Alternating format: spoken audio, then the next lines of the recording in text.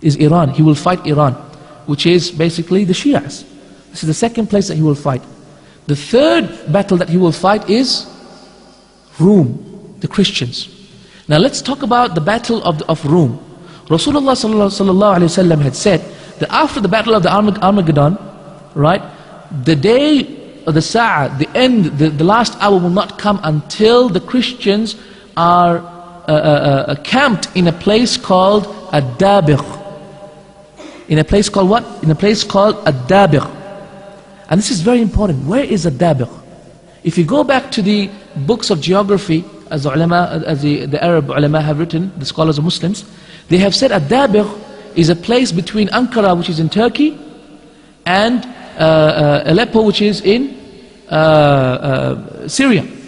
So between Aleppo and Ankara is this place called Ad-Dabigh, and this is the place in which the Christians will camp and take over, and then the Muslims will fight the Christians at the army at this point. If you think about it, this can only happen after Syria is taken over. And you can already see in the newspapers, and the Congress is being told day in and day out how Syria is doing this and Syria is doing that, and how many sanctions has been put on Syria. Is anyone at any doubt that Syria will be the next country attacked? I don't have any doubt. Perhaps that they will be attacked, and so we can see how the predictions of Rasulullah is coming so clear.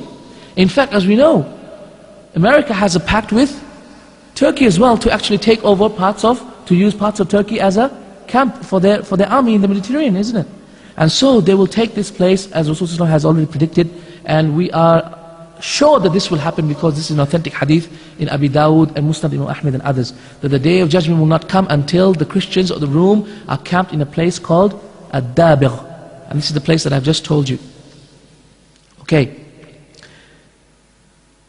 Imam Mahdi rahimahullah, in the fourth battle, in the third basically battle that he will fight, he will bring a large army to attack the Christians. And at that time, when he comes to attack the Christians, a large portion of this Christian army will become Muslim, will accept Islam. And in fact, Rasulullah ﷺ even mentioned that the tribe that will attack, remember this, the tribe that will attack the Christians will be Banu Ishaq. Now if you look at it, there's nothing called Banu Ishaq in the tribes of Arabia. There is no Banu Ishaq. That is why Imam Ibn Kathir mentions that Banu Ishaq is Banu Ishaq ibn Salul, who is from the tribes that will accept Islam from the tribes of the Christians. And this is the tribe that will attack the Christians back. Right? So they will be led by these by these Muslims. These Christians will become Muslim and they will attack the Christians back. Right. The battle that will take place, brothers and sisters, between Rome and the Muslims at this time will last for 4 days. For 4 days, from this sunrise until sunset. In fact, the battle will be so severe, it will be so severe that even a bird flying over cannot pass by except that it will be killed. In fact, it will be so severe, meaning that there will be a lot of aerial wars as well. Okay, this is in our time. This is how you have to understand the hadith of Rasulullah. If a bird can't fly, that means they'll be shooting them down. Okay, and a lot of aerial wars. Okay, and this is the great gravity of the war that will be fought. In the armies of the Christians will be 960,000 men, and they will fight the Muslims. The number of Muslims, Allah subhanahu wa ta'ala knows best how many the numbers will be. However, Rasulullah sallallahu alaihi wasallam said, 1/3 of the people of the Muslims will leave the Muslims and run away. They are munafiqeen. So this 1/3 that will run away, Rasulullah said, and Allah will never forgive them. Allah will never forgive them. Why?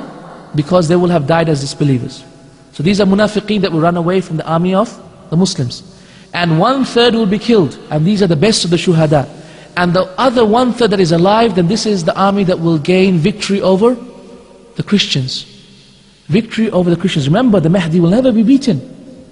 Never be beaten a single war, great or small, he will win. A promise of Rasulullah, a promise of Allah subhanahu wa ta'ala. Okay? So he will win, and he will take over with 1/3 of his men. Thereafter, a man will come from the tribes, from far away, a messenger, and he will say that Dajjal has come between you. meaning the Dajjal has come up. At that time, Rasulullah said that the Mahdi will send 10 of the greatest knights of the Muslims, the greatest warriors of the Muslims, to check out whether the Dajjal has really come. And these 10 will go and fight the Dajjal. And Rasulullah said in authentic hadith Muslim Ahmed, Wallahi, he said, Wallahi, I know their names and the names of their fathers and the names of their tribes, and I know the color of their skin. Imagine how Rasulullah knew all of this. Allah subhanahu wa ta'ala had told him every single thing, the details of what will happen to this ummah until the day of judgment. Right, and this is the battle that leads on to the last battle that the Mahdi will fight, and that is the battle against the Dajjal. Of course, he will not be able to win this because Allah subhanahu wa ta'ala has already decreed that, and he will be cornered in Damascus, and he'll be waiting for the Mahdi to come down. When the Mahdi comes down, then of course the Mahdi will kill the Dajjal. And Isa alayhi salam will come down in Damascus, in the white gate of Damascus, and he will come down, and he is the one who will kill the Dajjal. Okay. There are some important points for us to remember. That is, firstly, the Mahdi will never claim to be the Mahdi, neither will he ever call himself the Mahdi. Are we clear on this? So anyone who therefore calls himself the Mahdi, or claims to be the Mahdi, right, or calls to his Mahdiship, then he is a kadhab, he's a liar. Secondly, the proof of the Mahdi is the army that will be swallowed up by the earth. So therefore, Sufyan al-Thawri radiallahu anhu, when he wanted to advise his people, his students about the Mahdi, he said, even if the Mahdi is passing by in front of you, don't join him. He said, what? Even if the Mahdi is passing by in front of your house, don't join him. Imagine, this is great advice for us, great wisdom. Think about it, what he's saying. He's saying, even if the Mahdi passes by in front of you, don't join him. And do not join him until the army has been destroyed, meaning that army that will be eaten up, and the people flock to him in hordes. That is the only time that you should join him. Meaning that this is a great sign from Allah subhanahu wa ta'ala, because that can never happen except as a sign from Allah subhanahu wa ta'ala, first of all. Second of all, this is a true sign of the true Mahdi, isn't it? And so this is a great wisdom for us, because then there'll be a lot of Tom, Dicks and Harrys, coming out in a couple of years. They'll be saying, I'm the Mahdi. Some people, I don't know, might listen to this talk and say, oh mashallah, we know who the Mahdi is now. Let me just proclaim it to the Mahdi. They've learnt a lot of the characteristics. It may happen, isn't it? SubhanAllah, how many of these people that we have learnt about have proclaimed themselves to be the Mahdi? So many, so many. In fact, more people have proclaimed to be the Mahdi than has proclaimed to be the Messiah. In fact, this is something Shaykh Islam mentions. Thirdly, the Muslimin are not in a need. They don't have any necessity, no need to know who the Mahdi is. We don't need to know. Allah subhanahu wa ta'ala will make it clear to us. So therefore, we should not wait for the Mahdi to come in order to do the deeds that we need to do. And lastly, we should not aid the coming of the Mahdi. No, rather we should work to stop the coming of the Mahdi. How? This is self-contradictory, isn't it? Because I'm saying, may Allah bring his coming soon, and at the same time saying we should work so that he doesn't come. Because, brothers and sisters in Islam, the Mahdi will not come until there will be great dhulm in this earth, great transgression. And Edmund Burke, one of the great thinkers of the Western world, he said, the only thing that is essential for evil to succeed in this earth is for good men to do nothing. What did he say? The only thing for evil to succeed in this world is for good men, the Muslimin, to do nothing. And that's when the Muslimin don't do anything, just wait for the Mahdi. Has he come yet? Has he come yet? Has he come yet? Okay? Looking up all the newspapers, has he come yet? Etc., etc. Looking up all the dreams that people hear. This woman saw that she gave birth to the Mahdi, and now the Mahdi is alive now in Makkah, as we hear, mashallah. The students of Medina have been spreading this rumor 6 years ago. And we were like, I even once went to Makkah saying, where is this Mahdi? Let me try and find him. Okay? These rumors, we live on these rumors, don't we? Because Allahumma stan, our iman is so weak that we have to enlighten our iman with these sort of fabrications and lies. These are all fabricated. The Mahdi has not been born yet. We don't know whether he has been born yet. We don't need to know. And to say that he has been born yet is a great lie on this ummah. Is a great lie.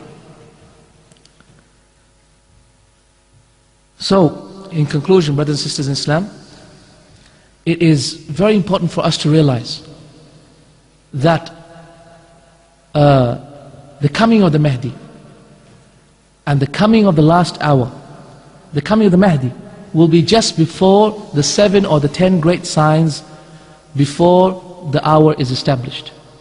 And as we know, as Imam Ibn Hajar rahimahullah mentions, that the great signs of the Day of Judgment will be mutalahiqan. They will be following one after the other. So one will come after the other and in immediate succession. And when the first one comes, and what is the first one of the great signs? The coming of the Dajjal. Right? The great signs. So when the first sign, that is the coming of the Dajjal, starts, then every single sign will come in quick progression. Will come in quick progression. And there will be no way of stopping it. Okay? So brothers and sisters in Islam, first of all, we must try as much as possible to delay the coming of the Mahdi by making sure that this earth is not filled with dhulm and transgression. Rather that this earth is filled with adl, with justice, and with giving the haqq to the people. We must make sure that we don't wait for the Mahdi and just, stop doing our deeds and actions, as people have done. They say, oh my God, America is about to take over Syria, and the Christians and Rome is about to have their camp in the place Rasul said, and we already have a peace treaty with the Christians, etc., etc.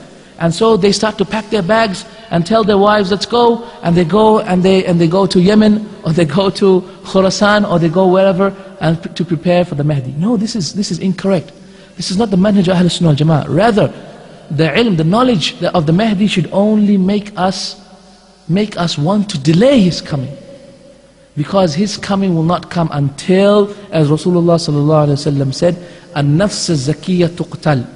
And who is the nafs az-zakiyya? Rasulullah said, the nafs az-zakiyya is a man, a person who will be killed just because he says Allah, Allah. A man who says Allah, Allah will be killed. Meaning that the killing and the haram and the dhulm at that time will be so much that a person who merely associates himself with the Muslims will be killed. So indeed the time of the Mahdi will be will not come until great terror has already come to this earth. So it is upon the Muslims to delay the countdown of the Mahdi as much as possible.